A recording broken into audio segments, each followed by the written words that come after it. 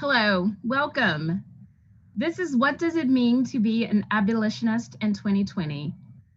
We will begin shortly, but first we will give you some help with tech before we start. Saludos. Comenzaremos muy pronto nuestro evento de qué significa ser un abolicionista en el año 2020. Pero antes de eso, estaremos dando ciertas instrucciones con relación al aspecto técnico. Hey, this is Dustin speaking right now. I'll be providing some tech support along with Jolanda, whose name is tech-Jolanda. Both of us can be reached through private message if you're having any tech issues. Hola a todos, mi nombre es Dustin. Junto con Yolanda estaremos a cargo de ayudarles en el aspecto técnico. Cualquier problema o situación que tengan, pueden enviarnos un mensaje por la caja de mensaje y les estaremos ayudando. A few of the features that we'll be using today are the chat feature, where you're welcome to have conversation or ask questions. There's also another feature, Q&A, where you're able to submit questions through that. Some of them may be answered in real time.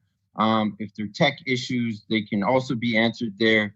And we'll also compile them for the speakers at some point if there is a Q&A. Another feature is the closed captioning, which is on the bottom right of the screen if you're on a desktop. If you click that, there's an option to view subtitles.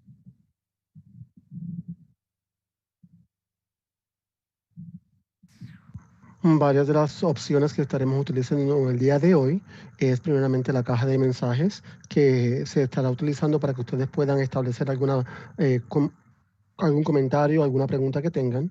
Además tenemos otra opción que es las preguntas en inglés se conoce como Q&A, sección de preguntas y respuestas al final. Estas preguntas van a ser dirigidas hacia los panelistas, tal vez sean contestadas en el momento o tal vez se espere hasta el final para proveer una respuesta. Además de eso, si tiene algún problema técnico, puede hacer la pregunta a través de la caja de comunicación o cualquier problema también lo puede reportar. Además de eso, trataremos de tener ciertas preguntas que ustedes estén haciendo a través de la sección de Q&A para el final de la sección, para así contestarlas. Además, tenemos la otra opción que es la sección de subtítulos. Si observan en la parte inferior de su pantalla de Zoom, verán que dice Closed Caption. Pueden hacer un clic allí y cliquear sobre subtítulos, mostrar subtítulos y podrá entonces poder verlo. Muchas gracias. This is Dustin. We also have a team of American Sign Language interpreters. If you want to enlarge the screen for the interpreters, you can hover over their windows. They're both labeled ASL Interpreter. Click the three pins, the three dots, and you're able to pin their video, in which you'll be able to see the large version of them. En adición, tenemos los servicios de interpretación al lenguaje de señas en la tarde de hoy. Si usted es una de las personas que necesita el servicio, puede ir y colocar su cursor sobre el video donde está el intérprete. Si tiene una computadora de escritorio, entonces en la sección que hay 3 puntos, haga un clic allí y clique sobre Pin. Así que de esa manera puede maximizar la pantalla del intérprete y verlo claramente. O si está utilizando una tableta, también puede hacerlo a través de la opción de More o Más que se encuentra en la esquina posterior derecha. This is Dustin. I'll invite Catalina on to tell us about the interpretation feature. Hola a todos, vamos a tener también interpretación de español a inglés, inglés a español, usando la función de interpretación de Zoom. Hi everyone, We're also going to be providing the services for translation, interpretation from English to Spanish, Spanish to English, and we're going to be using the option that is in Zoom. En un momento, cuando activen la función de interpretación, para las personas que se unieron por computador, van a ver un globito en la parte de abajo. Para las personas que se unieron por teléfono o tablet, van a buscar los 3 puntos donde dice más, seleccionar interpretación de idiomas, seleccionar su idioma y después asegúrense de poner finalizar.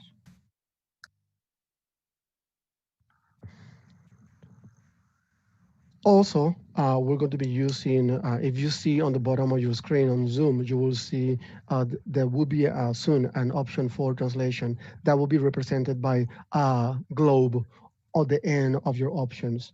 When these options have been set up by the host, you will be able to click there and select the language that you would like to listen to, English or Spanish. As well, if you're using a phone or a tablet, if you go to the 3 points that you see on the corner of your screen that says more, you can select there, select the preferred language that you want to listen to, and please, after that, click on done, because if not, the service will not going to be activated in your device.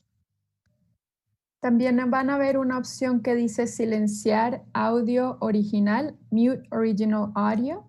Entonces pueden seleccionar eso para no escuchar las dos voces o dejarlo encendido para que solo se escuche la voz del intérprete.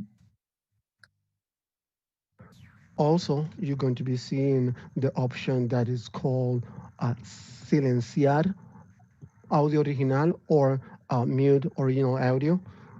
In that option, you will be able to block the original audio and only listen to your preferred language, in this case, the translation language. Also, you can mute in that way so you don't have to listen both languages at the same time. Y por último, les recordamos a todas las personas que van a hablar el día de hoy que por favor hablen a un ritmo despacio para poder interpretar todo lo que se diga.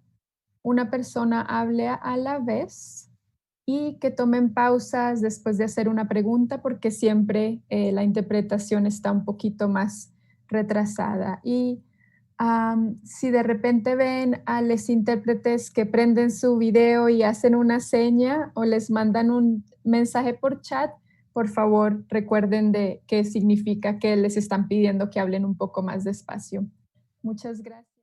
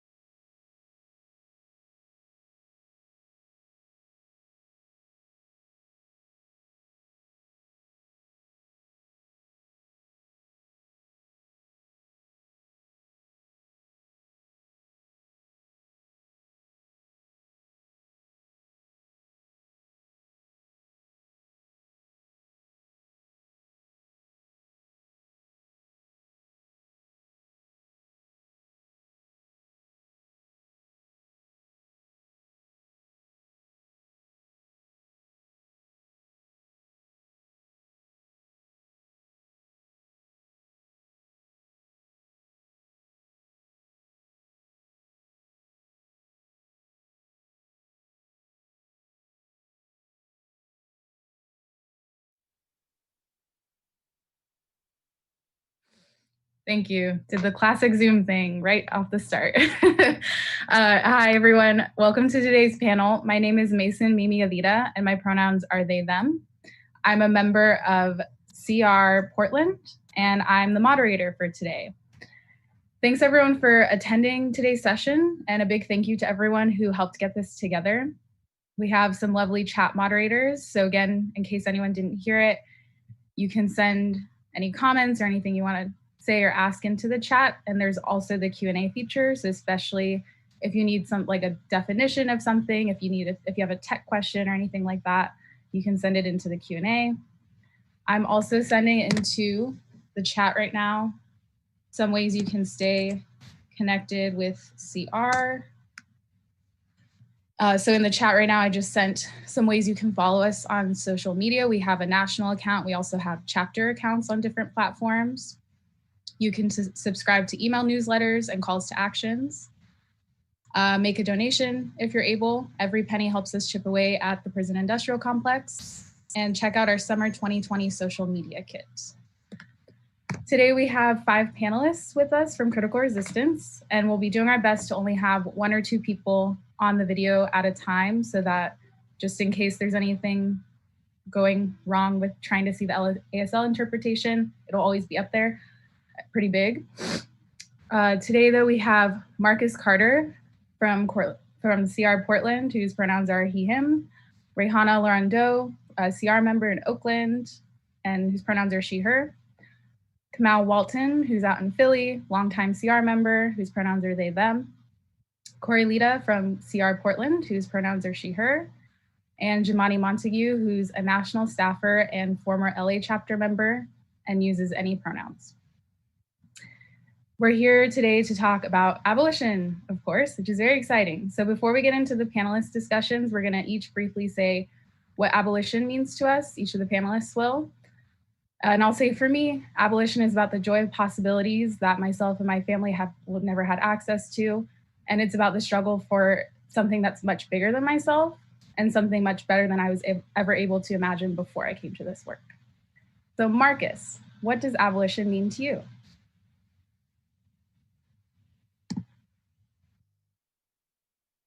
You're muted. I'm on now. Awesome. It's Marcus, pronouns are he, him, and again, I organize out of Portland. And abolition to me means showing people there's a space for them beyond the logic of punishment and showing them that they don't have to exist on the margins of anyone's experience.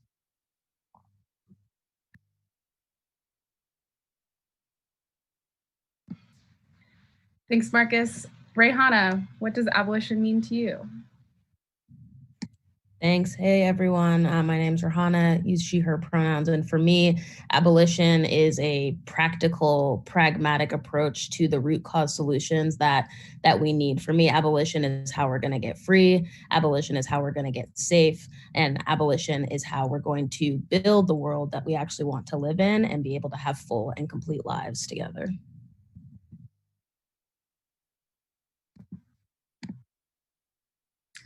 And Kamal, what does abolition mean to you? Hi, everyone. Kamal, they, them pronouns. Abolition to me means politicizing the ways that folks at the margins have survived for generations. It means not having all the solutions. It means learning our history and challenging the ways that we've been conditioned to expect rubber stamp solutions to intricate, interpersonal, social, and political problems.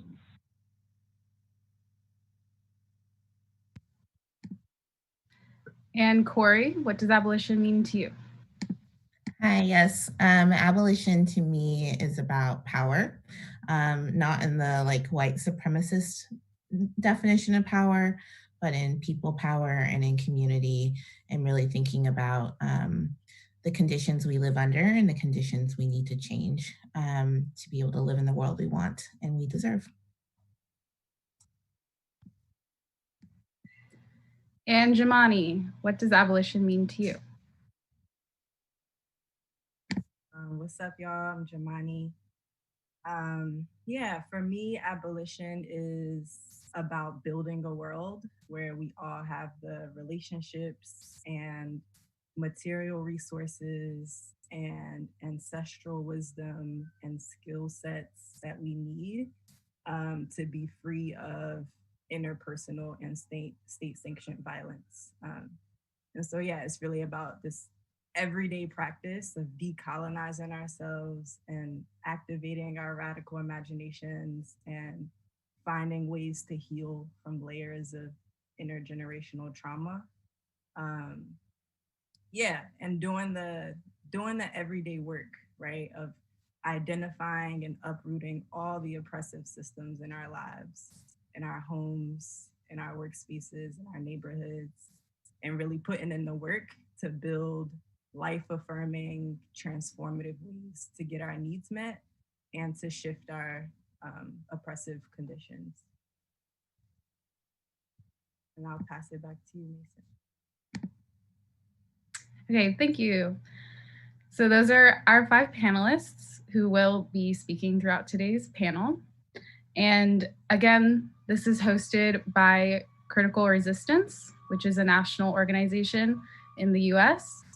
And I'm gonna pass it now to Marcus and Rayhana, who are gonna talk a little bit more about what critical resistance is. And so when we say CR, that's just the shortened version for critical resistance.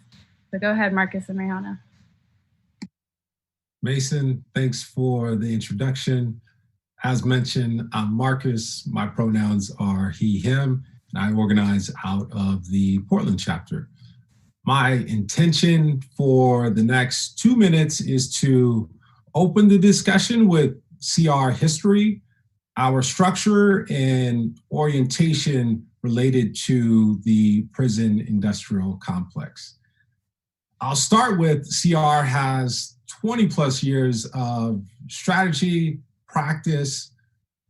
and practice of prison industrial complex abolition. 2+ decades of analyzing material conditions of the PIC, whether that's prisons, policing, courts, technologies, and ideologies of social control and containment. 20+ years understanding the logic, the rhetoric, and violence of the state. And in that 20 years, we've continued with a movement that is resisting the PIC, which requires that we understand the conditions that sustain the PIC. It's also required us to be in community with one another and build new processes for care and accountability. I think the national discourse around abolition, to an extent, is a complement of the last 2 decades of CR and a complement to other long-term abolitionists engaging in analysis, organizing, and mobilizing efforts to dismantle the PIC. Currently, we have 4 chapters. We have LA, Oakland, Portland, and New York. Each chapter is member-based and supported by our national staff. Before I pass the mic to Rayhana, I want to address that the PIC and PIC abolition are not just a project of dismantling the infrastructures of policing, imprisonment, border patrol, and state violence. We also must evaluate social relations and ideologies that uphold them. The violent practices of the PIC operate on an ideology of disposability that is rooted in fear, terror, and white supremacy. And in this way, that disposability reduces and works to eliminate the value, respect, and dignity of marginalized and vulnerable people. So for us, part of navigating the national discussion right now is to ensure that we abolish the repressive institutions of policing and the way we internalize and perpetuate their logic of violence, surveillance, and disposability. I think I'm gonna pause there, and on that note, I'll pass it to Rihanna, who will articulate how we understand the function and purpose of the PIC.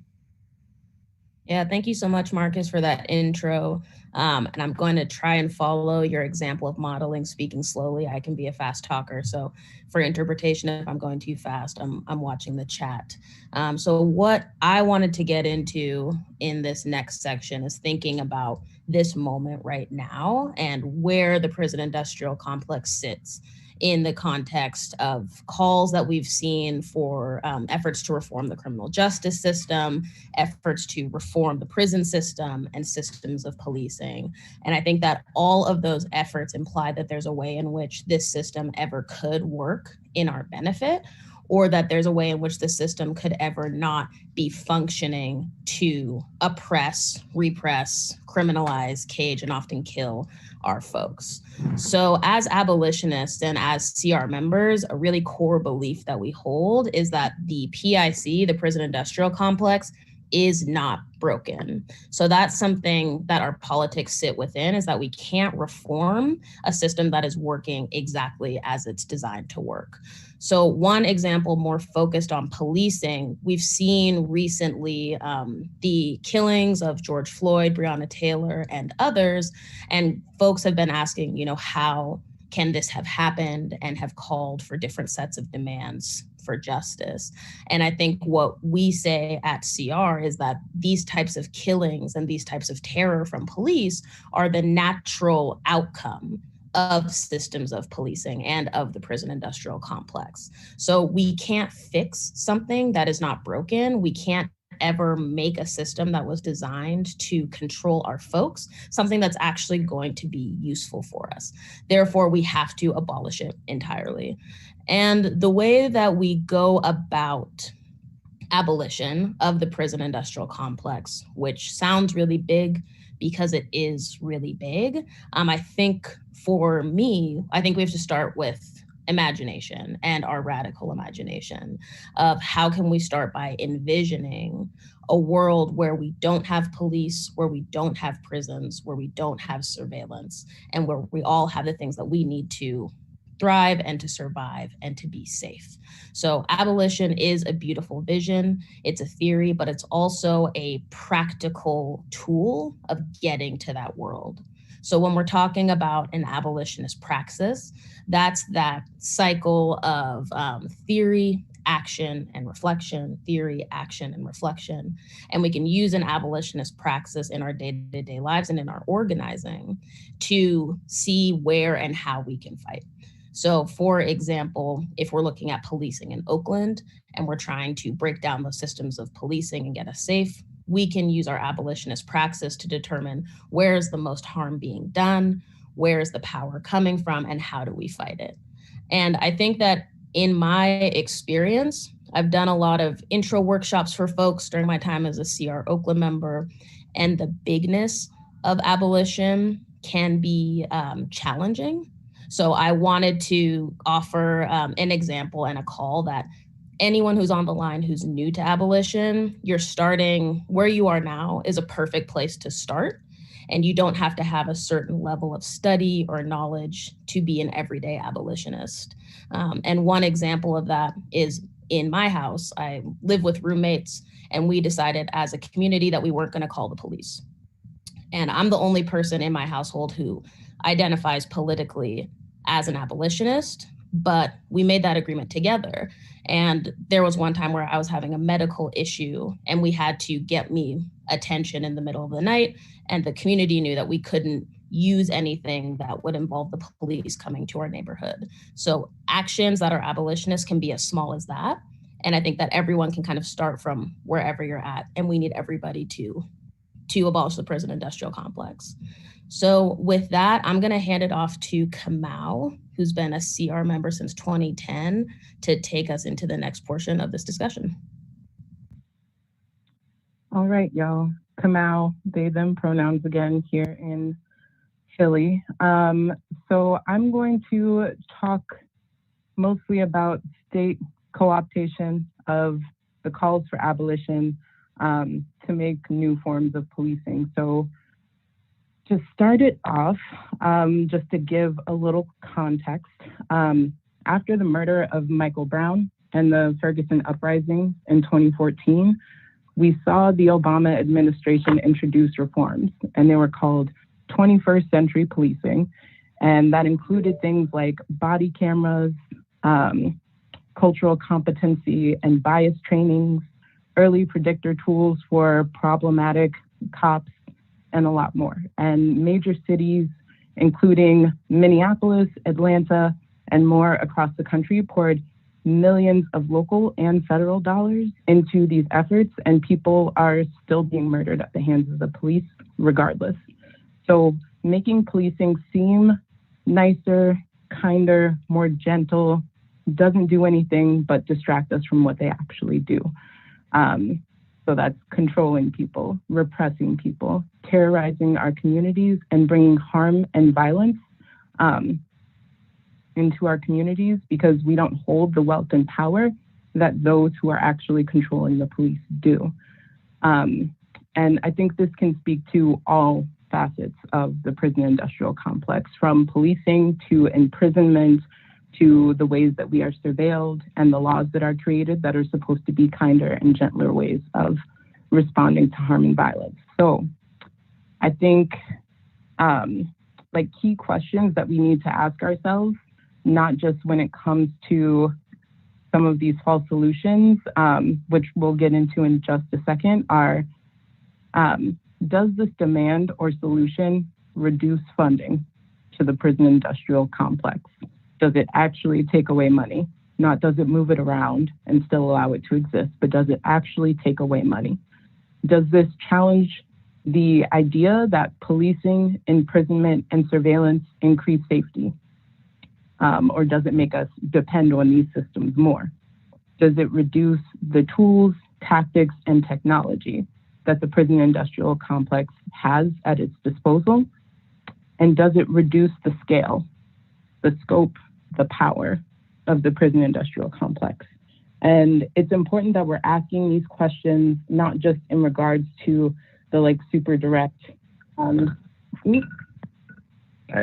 that's my hydration alarm. Everybody take a sip. It's important that we ask these questions, not just in thinking about the work that we do directly around anti-policing or anti-prison and jail expansion work, but there are a lot of people in other sectors of organizing where the law is used and the prison industrial complex is used to help shape demands. So we need to incorporate this into every facet of the work that we're doing. And we have seen in the last few weeks and months, lots of false solutions, from budget manipulation, so moving policing money around, shifting it to school boards, shifting it to public transit, shifting it in all of these different ways in cities, including here in Philadelphia.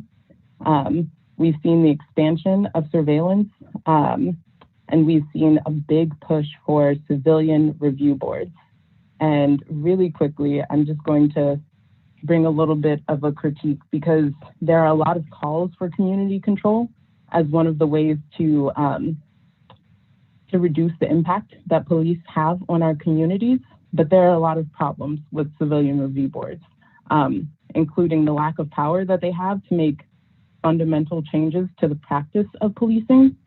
They're most often appointed, the people are appointed by mayors, chiefs of police, or other elected officials who benefit from the prison industrial complex. And even when folks are elected, they're often influenced by those same types of people. And simply being someone who's from the community doesn't ensure that the people on the review board will not also be biased in favor of police. And I think it's also continuing a false narrative that police are supposed to be accountable to our communities. And we know that policing, imprisonment, surveillance are tools to maintain capitalism and white supremacy. They are meant to maintain the status quo so that those in power can stay in power. So police are not actually accountable to the folks at the margins, to oppressed people, to Black people. And so I think it's really important that as abolitionists, we continue to challenge that narrative of police accountability, because it is not real they were not ever meant to be accountable to us. And the protect and serve is a strong marketing phrase, but it's not a reality in how policing was built and how cages were built and how laws and surveillance were built. And I think these are some of the really important things that we have to keep in mind when we're hearing about like calls to cage police, calls to hold cops accountable. Like, it's really important as abolitionists that we not fall into the trap of focusing on issues of policing, of imprisonment, of surveillance on an individual basis, but rather bring like a broader understanding to the problem as a whole. It's not just one cop, it's not just one cage, it's not just one camera. And we need to not allow these systems to, and these questions are in the questions that I mentioned earlier. They're in the reformist reforms versus abolitionist steps in policing, which I think one of our folks can drop into the chat. But yes, so it's really our job not to get pigeonholed into these individual cases, and really work to broaden people's perspectives and understandings of what the actual problem is, which is the prison industrial complex as a whole. And so when we're talking about actual solutions, in addition to defunding the police, which all in all means taking all of their money until it is down to zero, it means not just stopping when part of the budget is taken away, it means continuing to push for more and more. It also looks like what the Black Organizing Project in Oakland has been doing for years, to campaign to get cops out of the Oakland Unified School District. It looks like ending contracts with universities. And it looks like some of what Rahana spoke to as well around identifying the folks that keep you safe and building individual support networks as well. And I think there's an important thing to recognize around the difference between like co-optation and moving people to our side. So we have seen lots of politicians take on this torch of defunding the police to varied levels. And going back to those key questions that I lifted up before will help us to identify who are the people that are actually pushing towards abolition and who are the people that are taking this as an opportunity to get some airtime and maybe in the lead up to elections. And so if there are people that are making demands that are in line with what we see as like strategic demands for abolition, it's important that we connect with those folks, that we build relationships and continue to reground folks in abolitionist understandings, politics, and practice to hold folks accountable. And I think that can look like a lot of different things. I hope that we can dig into it more in the future, but I just wanted to lift that up because it is a lot of work to move folks to our side, whether they're elected officials or our cousins or our sisters. So it's something that we all need to commit to do, and this is going to be a long time until we win. But it's important for us to take on educating folks as part of that work. So with that, I'm going to slide it over to Corey, who has been a member of Critical Resistance Portland, one of the founding members, and has been holding it down for the past 7 years. Take it over, Corey. Yeah, of the Portland chapter. Yes, thank you everyone for being here. And I'm going to speak a little bit today about transformative justice. And so, you know, I want to just say up front, like I arrived to this topic and this work as a survivor, as an organizer with critical resistance, as, you know, a queer, fat, sick, and disabled femme, as a loved one and community member, and also as someone who does confidential advocacy work within my role at a campus resource center, and also coming from a family of organizers and anti-violence social workers. So that's kind of my background. And I share that because I really want to just name that I'm like a person. I'm not an expert.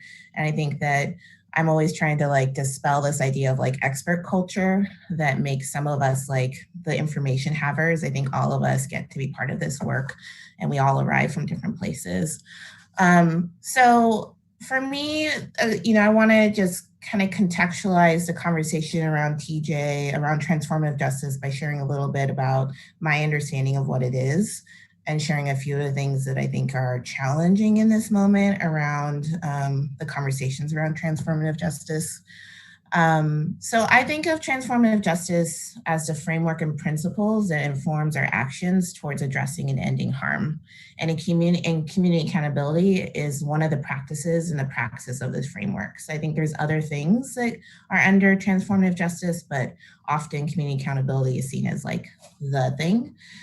And so, I think a lot about harm and violence and what real anti-violence work means. And so for me, I'm always thinking about like, how do we strengthen our skills in accountability and changing the conditions that lead to harm? And how do we seek justice through transformation that's not through carceral systems? And transformative justice is that thing that I return to over and over again.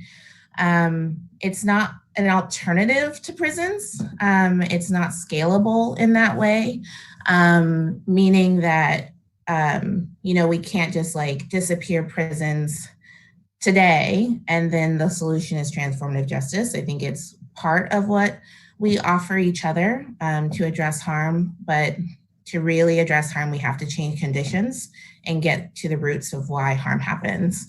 And understand that, for many survivors also caused violence and harm. And it's not as simple as someone who's harmed and someone who's been harmed often in terms of the roots of harm. So I want to share a definition of transformative justice by Mariame Kaba, partly because I think there's so many different ways to talk about it, and I return to this one often in the work I do to share about transformative justice with folks, but I think there's many ways to talk about it, but this is one I'd like to share, which is a way of practicing alternative justice, which acknowledges individual experiences and identities and works to actively resist the state's criminal and justice system. Transformative justice recognizes that oppression is at the root of all forms of harm, abuse, and assault. As a practice, it therefore aims to address and confront those oppressions on all levels and treats this concept as an integral part to accountability and healing. And so some of the things that feel central to my understanding of transformative justice is that it's survivor-centered, but not necessarily survivor-led. That it doesn't create more harm and violence, whether that's through prisons or, like the foster care system, the different types of violence that can exist, doesn't create more harm or violence.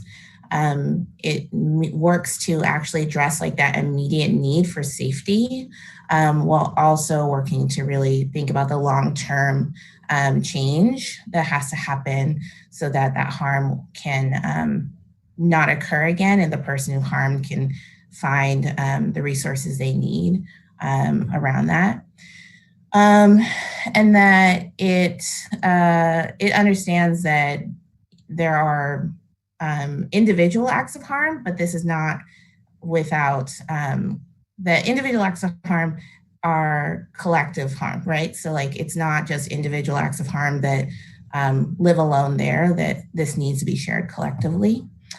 And that there's a lot of different ways to address harm and that we don't have one way. And I think I can speak to some of the challenges early now, but I think one of the things that happens often is that people try some version of community accountability and it doesn't result in something beautiful and feels like healing. And then it's seen as ineffective or not a good option.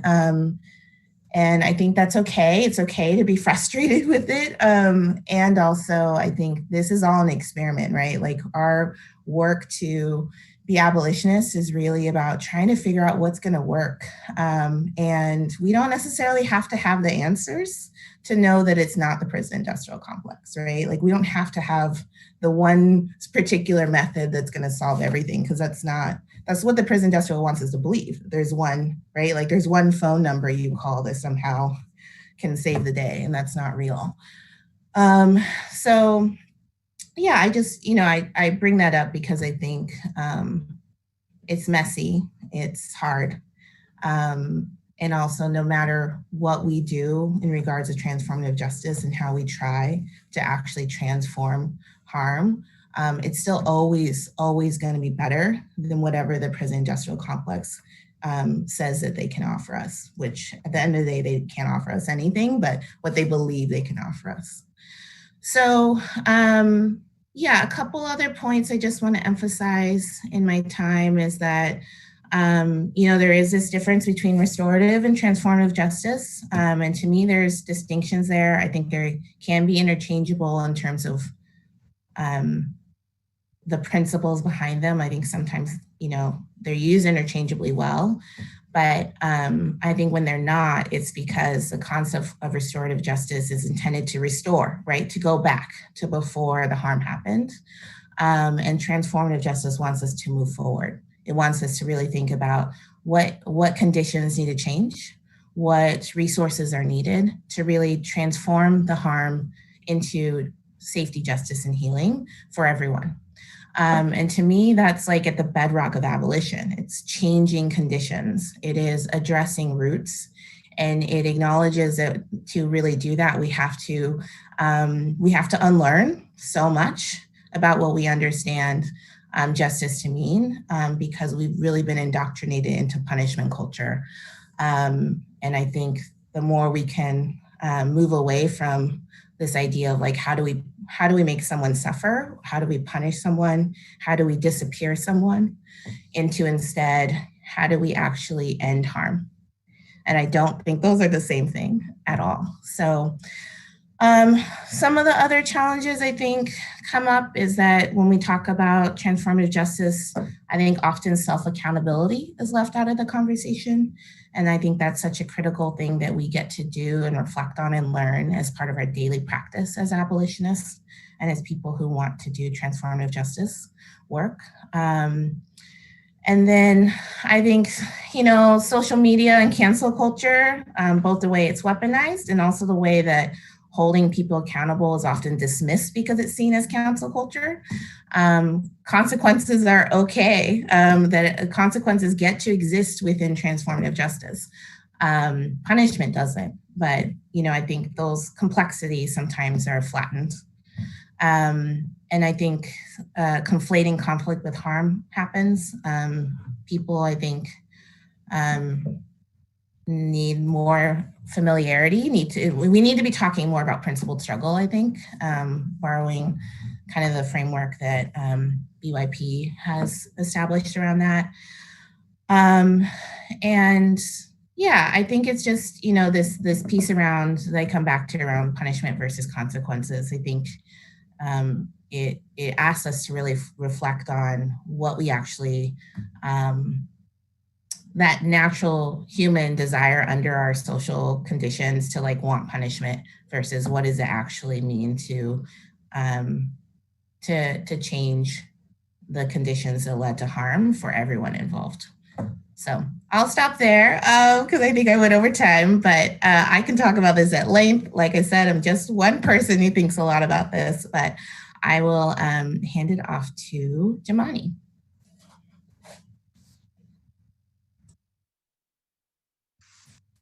What's up, y'all? I'm Jamani. Can you hear me okay? I know last time there was some trouble. Okay, I'm gonna assume that's a yes.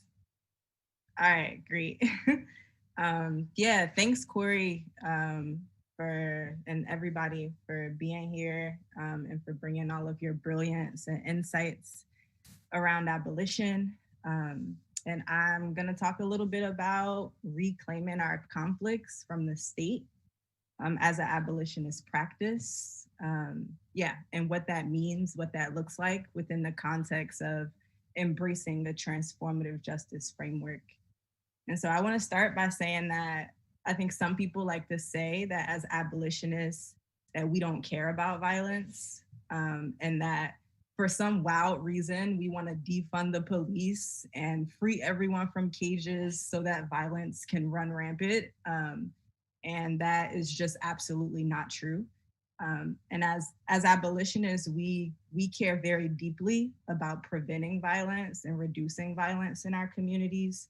Is why we do the work that we do, right? To uproot violent systems like policing and caging and capitalism and white supremacy, right? That create inequality and seek to control and destroy us. And as abolitionists, we also see oppressive conditions as violence, right? So eviction and poverty and houselessness and not having access to healthy food or healthcare, right? These are forms of violence, and we fight against these forms of violence too. So it's ridiculous to say that we don't care about violence. But I also want to say that, you know, we understand that even outside of the state, right? Even outside of external violence inflicted upon us, right? Conflict and violence and harm happens every day, right? Between us and to all of us, whether at the hands of police or in our workplaces or in our neighborhoods or in our households. And that we're all capable of harm too, right? Like Corey was saying. And so it's gonna happen. And I think as abolitionists, we ask ourselves, how can we build up our muscles to respond to harm and violence when it happens in our own communities? And yes, without relying on the state, but also in ways that are embracing and embodying our abolitionist values of care and safety and self-determination and healing and accountability, right? And that are not relying on carceral logics of punishment and disposability. And so, and I see that it says my mic is a little quiet, so I'm gonna try to come a little closer. Yeah, but so I wanna go back to this concept of reclaiming our conflicts and say that for me, it means a few things, right? I think it means recognizing that we've outsourced our conflicts to state agencies, right? So when something happens in our community, instead of dealing with it directly, we pick up the phone and call somebody else, right? We call child services on a single mom who left her kid at home while she worked the night shift, or called 911 when you heard your neighbors arguing, or see somebody having a mental health crisis, or because your neighbor won't move their car out of your driveway, you know? And whenever the police or whatever state agency comes, usually, oftentimes brings more violence, brings, you know, family separation sometimes, ruin people's lives for the long term sometimes, ruins relationships between folks, right? And I think as abolitionists, we ask ourselves, like, you know, could I just go over to that single mom's house and get to know her and maybe offer to help babysit or to help her with funds for a babysitter, right? And really, and taking a different approach from the state, right? And I think reclaiming our conflicts requires a deep understanding that prisons and police and state agencies do not keep us safe, right? And for some people, for Black, brown, disabled, trans, you know, indigenous, and so many more communities, they have never kept us safe. And what really keeps us safe is being supported and feeling cared for in our communities, and having the resources that we need to be happy and meet our everyday needs is what really makes us feel safe, right? And so reclaiming our conflicts is really about a radical commitment, right, to community care and to building community accountability and practices of accountability, you know, like Corey was speaking to, right? It's a commitment to us being responsible for each other and responsible for building relationships with each other and building the structures and resources that help to make sure that everybody's needs are met all the time so that we can reduce instances of harm and violence, right? And it's also about getting out of our comfort zones, right? So dealing with conflict and violence and harm in community is hard.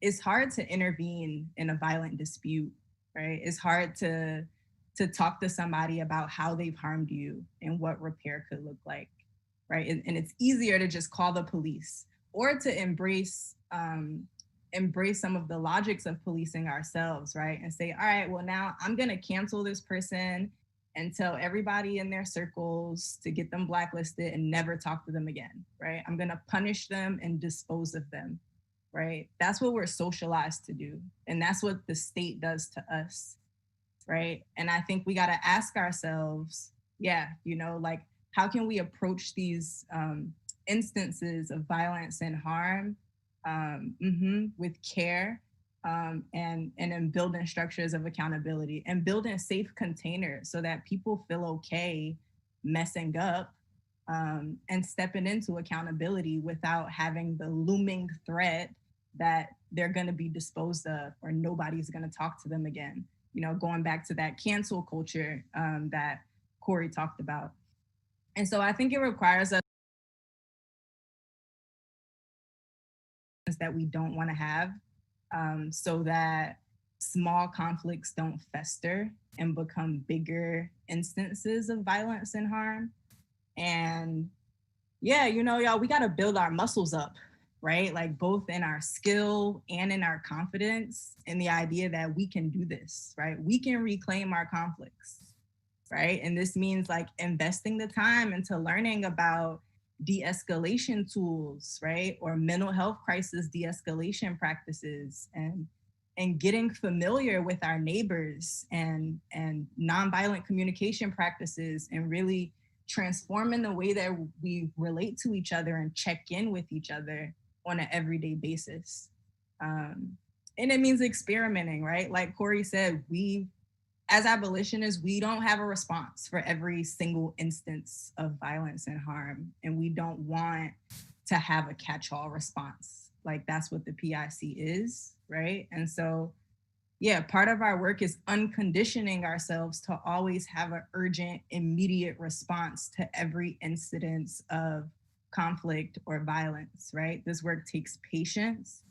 It takes the consent of everybody involved, right? It requires time for self-reflection so you can understand your actions and the consequences of your actions and begin to step into accountability. And like Kamau said, the shit is nuanced and it's hard and we fail sometimes and we get up and we experiment again. And this also looks like, I think,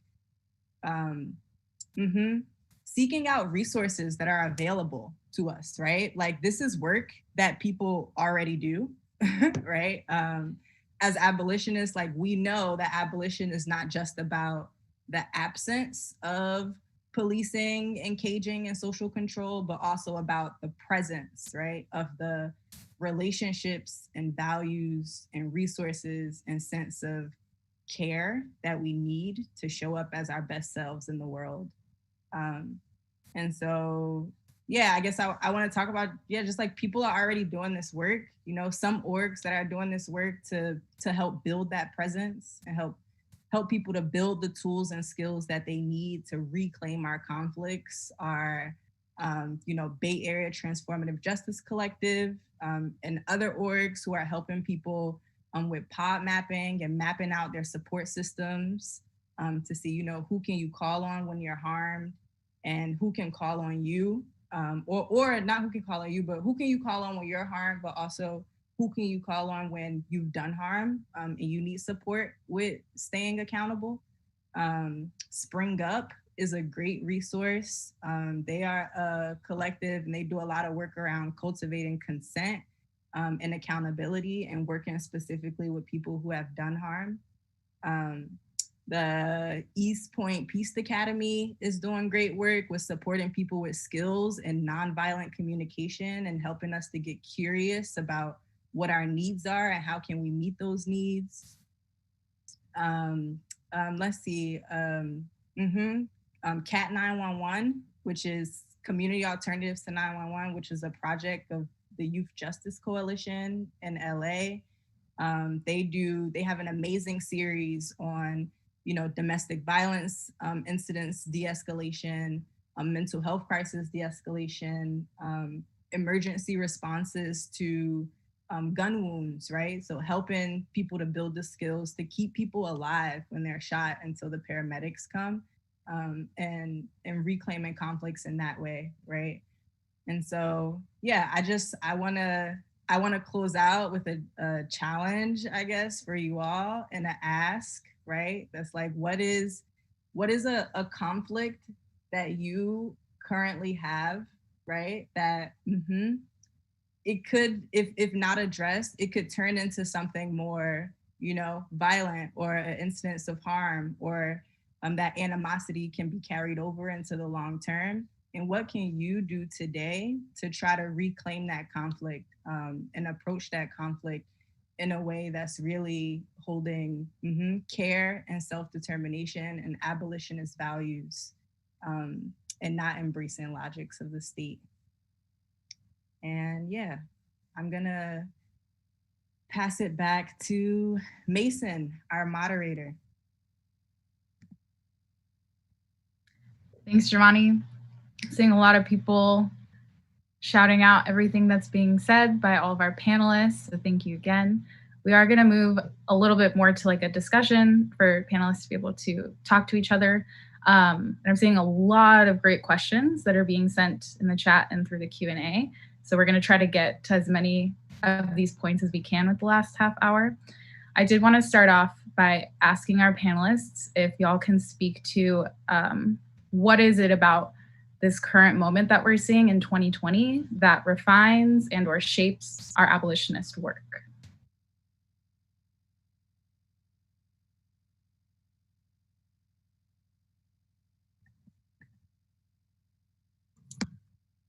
Hey, it's Marcus again. I want to maybe just start a foundation for that conversation and some of the questions about potentially making abolition more accessible to people. It's a conversation I'm frequently having, and when we talk about abolition, the conversation gets so large, and I think we need to think about what can happen at home. And I think Rehanna did a great job of highlighting a very specific, number of conversations she's had with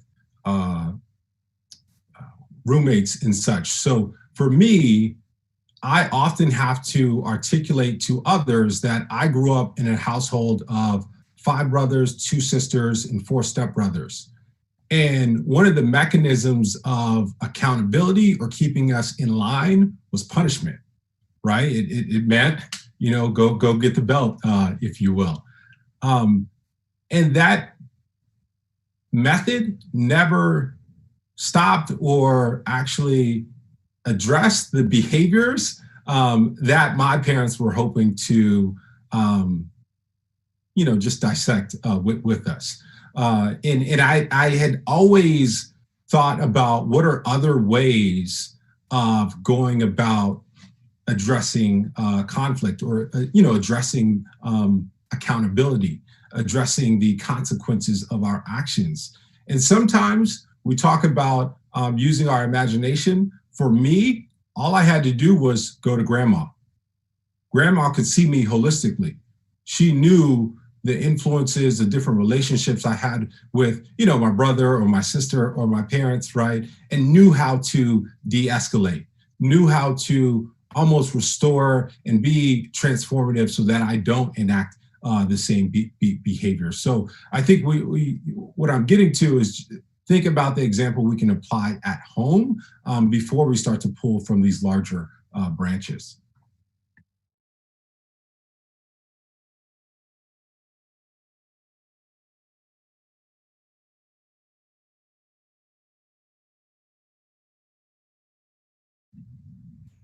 Right. I think I'm up next if we're going in the same order.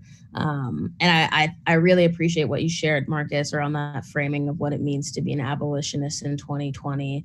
And so much of what folks have shared really resonates. But I think for me, I want to frame what being an abolitionist in this moment means around a question that was asked of like, how do we bring new people into abolition work gently and with patience and effectively while still moving the work forward?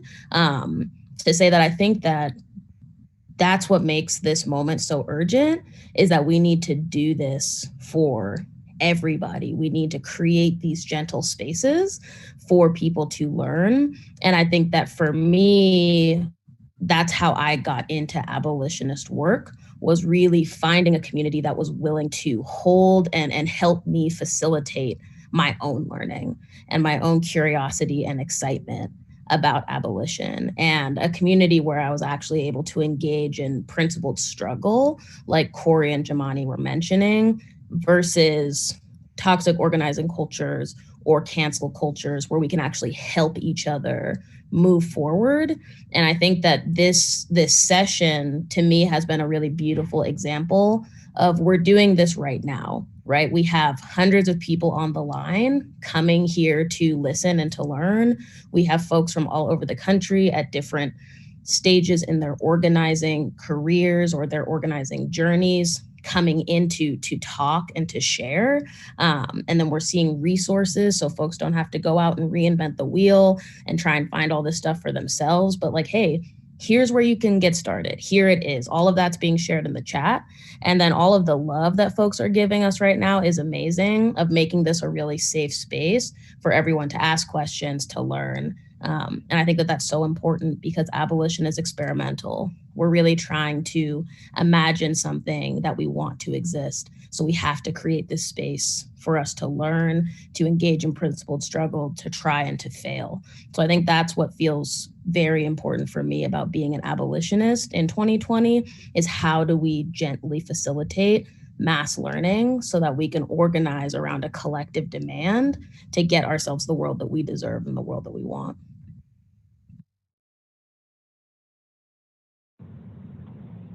Yeah, Kamal, they, them.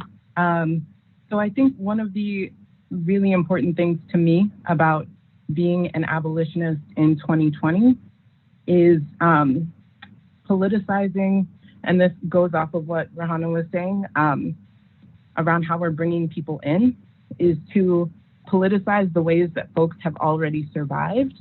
So my mom is not an abolitionist, but my mom also doesn't call the cops. When stuff happens, she calls her friends.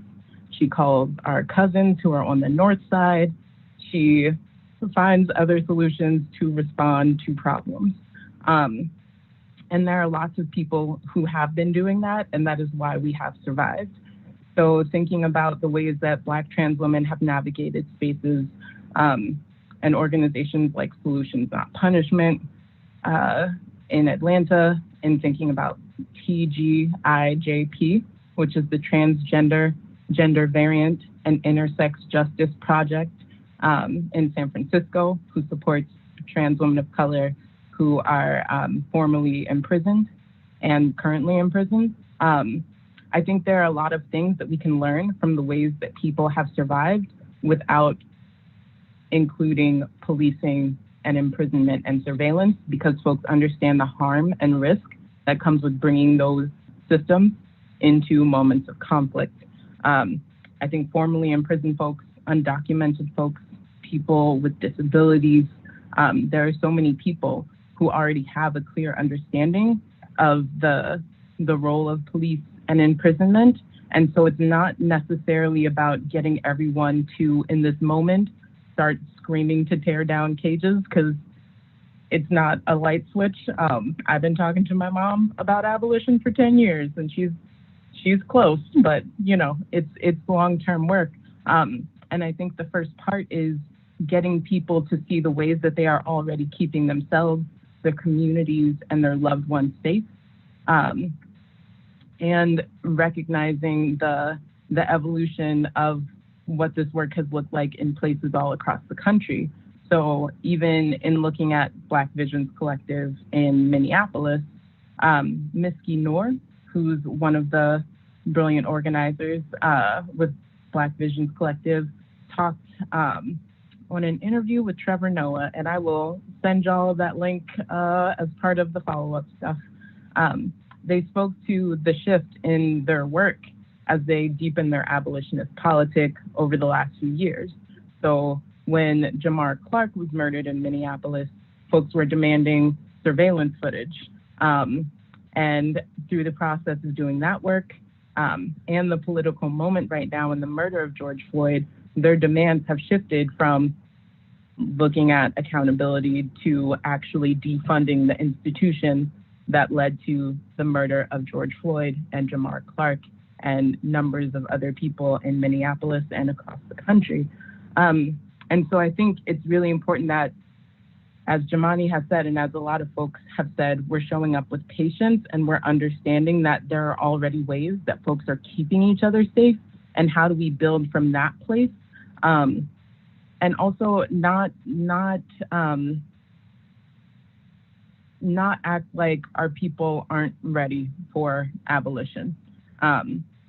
Because whether we are talking about policing and safety, or we're talking about addressing climate change, or we're talking about indigenous sovereignty, or we're talking about access to quality food, one of the key tools that these systems of oppression have to maintain the inequality and injustice that we are fighting for, that we are fighting against across sectors, is the prison industrial complex. And so this is not just about the demands of Black organizers with the movement for Black lives, but these are the demands of all marginalized people so that we can achieve the self-determination that we're fighting for.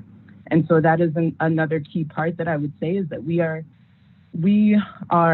mandated to make abolition make sense across all sectors of the work.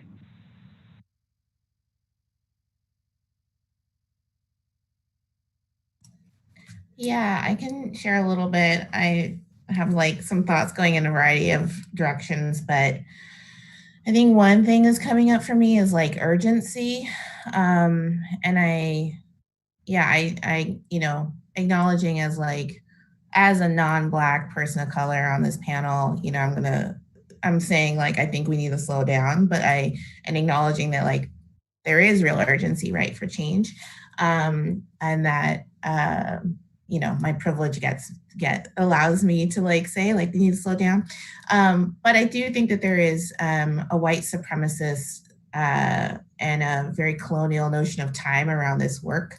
And I think that the thing I've seen from this moment is people being like so urgent to do things that I think it's gotten, things that are so important to building this work have gotten a little lost. And I think that that's the piece that I wonder, I don't know the solution to yet, but I just wonder how we can address that, because I think everyone wants to jump in and we have to make this work accessible. But I really believe in political education. I think it's so critical to being able to do this work long-term. And so how are we building up resources for people to find, you know, time and energy and capacity to engage, in addition to the urgency and the need for real change to happen now. And so I think some of that is, you know, like just unlearning, you know, the concepts that are behind racial capitalism and white supremacy, so that we can actually think together collaboratively around what next steps should be. And I think that kind of then ties into this piece around like disability justice for me as someone who does this abolition work, and then like this other part of my life is around disability justice and fat justice. I see really the connection there around like universal design and like how do we make this all very accessible so that everyone is part of this work. And that does mean slowing things down at times so that everyone is part of this work, can be part of this work. And that no one's left out. But that also means that we have to like make it accessible, but then not just leave it there, right? Like we have to do the next piece of making sure people can grow in their understanding. So that's not a fully formed thought, but it's something that's like really on my mind a lot these days. And then the other two things that really feel present for me that I've been trying to figure out around are like kids, just like where are children in these conversations and in this work, and youth. And I just feel like there's so much that like I am all for being like, where are our elders? Where are our movement leaders who've been doing all this work? You know, I'm remiss for not even like acknowledging that in what I said about transformative justice and like the legacy of like mostly BIPOC, anti-violence, you know, movement leaders and survivors who like made that work happen. But, you know, like, yes to, you know, the people doing this work, and also who are the people who are going to be doing this work with us, who are kids right now and youth right now, and where are they with this, and how do we bring their voices in? Because I really do believe that children understand from such a young age and can be part of this movement. So that piece feels missing in this moment, has felt missing. And the other thing is, I want us to talk more about imperialism and what anti-imperialism means for those of us who I think often get stuck in US conversations about policing in prisons, and how we make a commitment to internationalism in our work. And I think we have to have that to really be thinking about collective global abolition and the abolition of the prison industrial complex.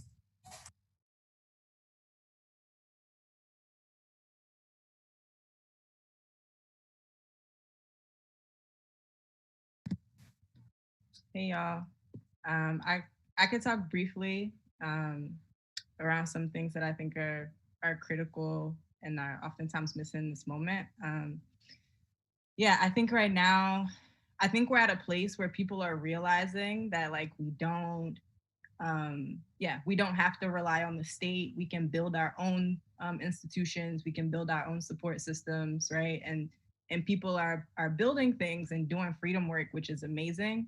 But I think it's also very important for us to be hyper vigilant about the ways that white supremacists and carceral structures can show up in the things that we're building, right? So being really intentional about how are we embodying abolitionist values in the way that we're building our organizations, not just in like what we're advocating for.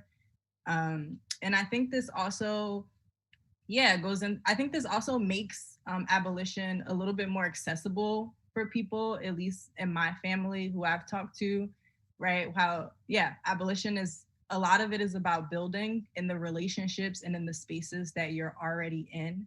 And so what is the work that we can be doing to, decolonize our workspaces, right? To point out oppressive structures or points of non-accessibility. What are the ways that we're transforming our relationships in our houses, and really thinking about how we're building when we're not relying on the state.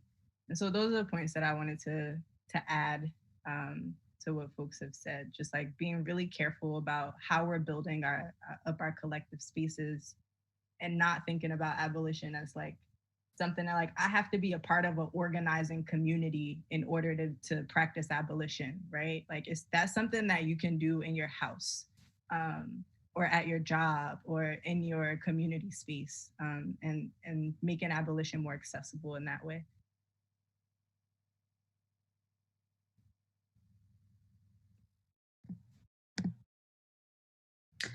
Thanks, Jamani.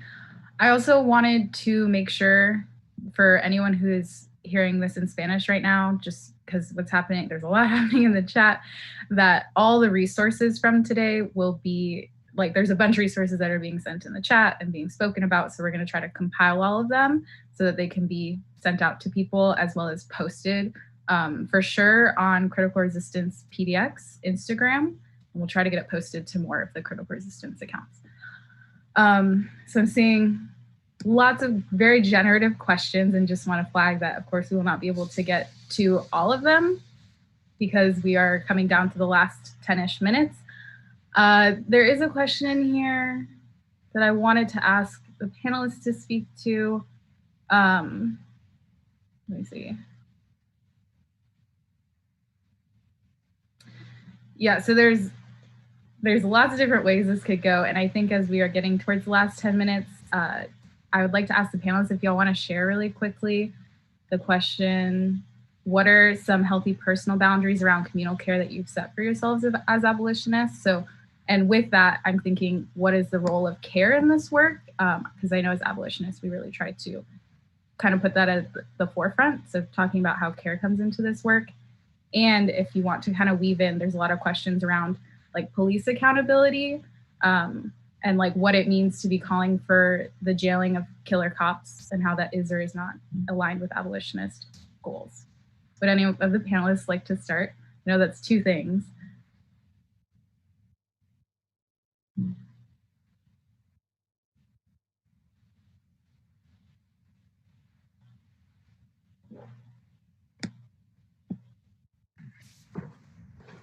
It's Marcus, and I'll specifically just be very quick and say, I haven't figured out the self-accountability, or not self-accountability, but the self-care piece yet. There was a moment where we were, mobilizing towards the city budget here in Portland, and every day I was, and I've had an opportunity to reflect and think about like what boundaries might I put in, but I just haven't figured that out, and I want to be honest. That's part of me growing. As an organizer, as an abolitionist, is really being honest about like, there were some days where I was showing up and I wasn't 110%. I wasn't 100%. Some days I wasn't, 70, 85%, if you will. So I just want to honor that and be real about that.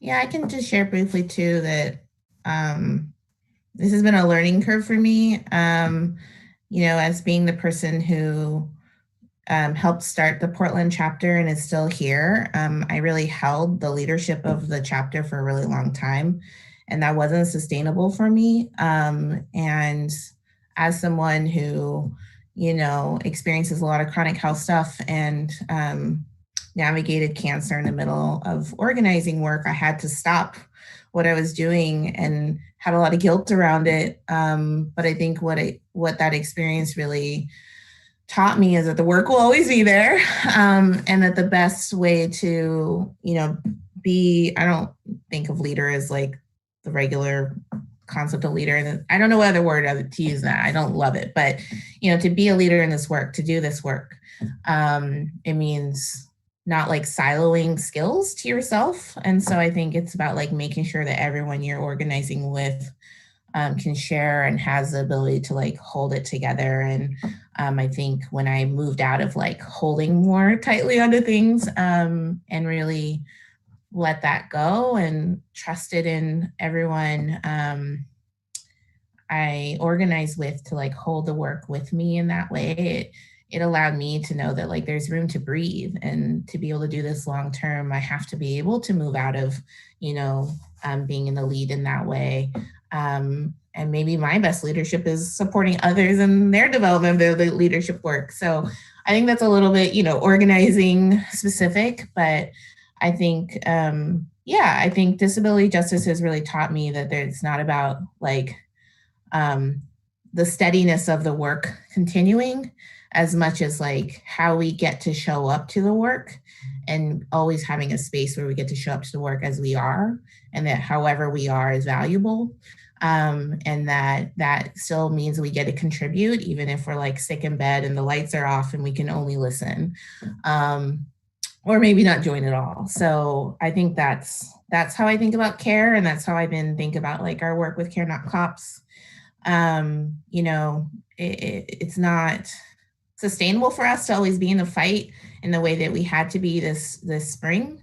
But I think that that's because there's ebbs and flows. And so I think care has to be about expanding who's skilled to do this work with each other and who can hold it.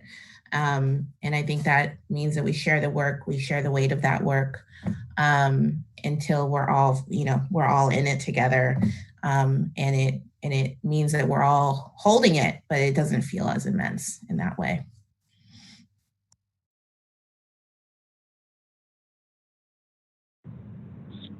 Yeah, Kamau, I just wanted to say,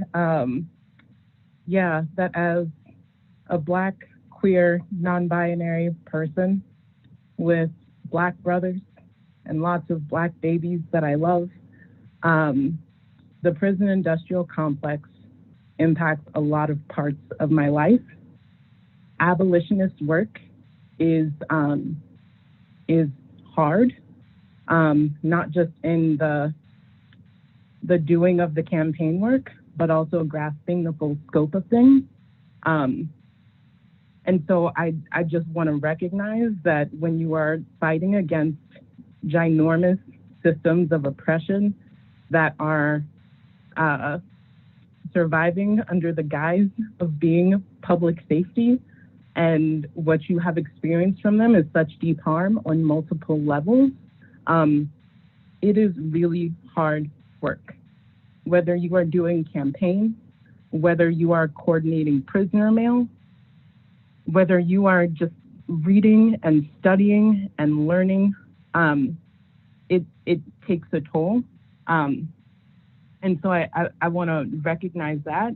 I think it's important, and this is something I have learned as a person with deep anxiety and depression, to try at least to make plans for when those things come up before they come up, because it's hard to figure out what you need in a moment of like deep depletion where all you're going to do is snack and watch Netflix instead of actually like doing some things that might help you deepen your resilience a little bit more, although Great British Bake Off is a go-to. And so I'm just like, try to think through those things before you need them. Make sure that your people are aware of what you need. I definitely go into hermit mode, and so letting folks know ahead of time what that looks like, what that means, and what is needed has been really helpful for me to try to sustain myself in doing this work. And also sometimes it looks like just stepping back.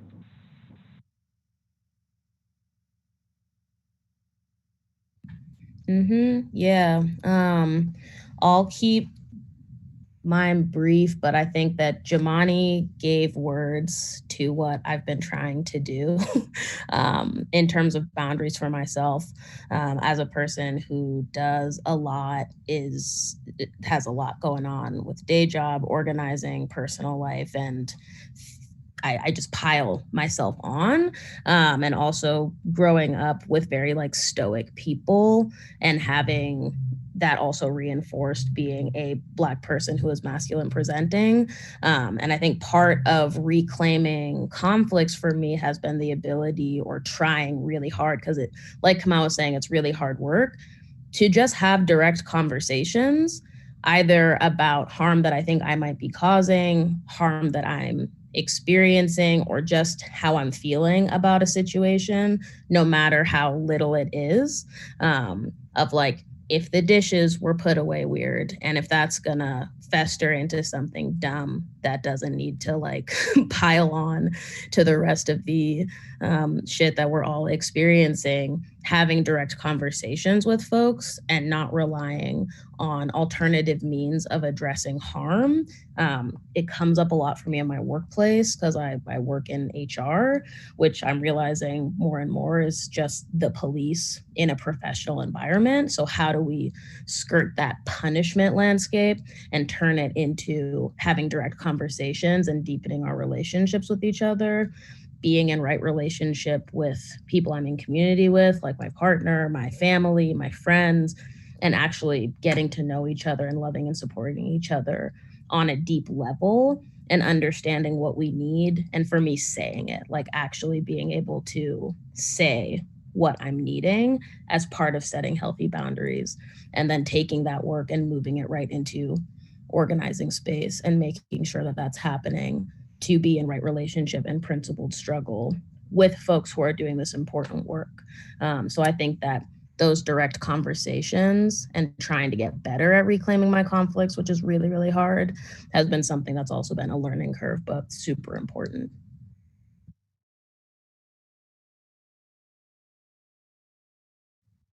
Mm-hmm. Yeah, thanks for that, Rahana.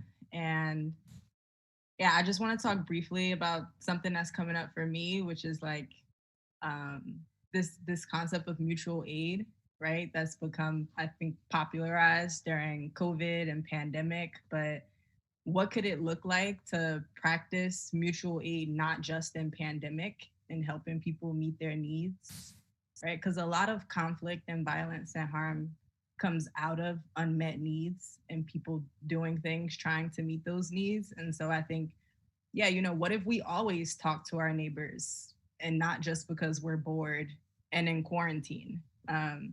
Or what if we always checked in on each other's health and material well-being and see if we needed support with groceries or rent or whatever it may be, with childcare, right? And really helping each other to have our needs met all the time. I think about that around building cultures of care a lot.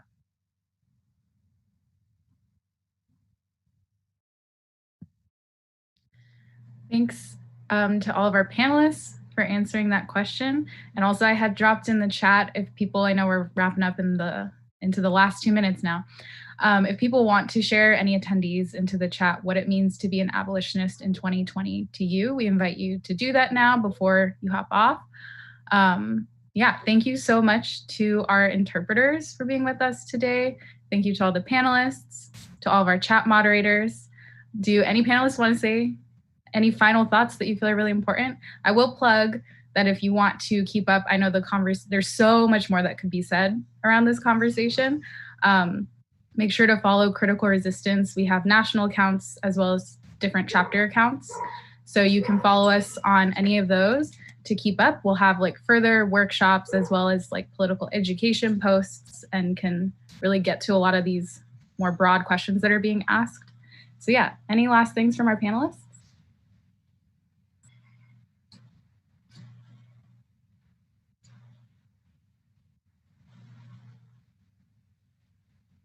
Okay, so with that, feel free to drop what being an abolitionist means to you and to the chat before you head out. And we look forward to connecting more with so many more people and sending out all these great resources that people sent. Thank you, everyone.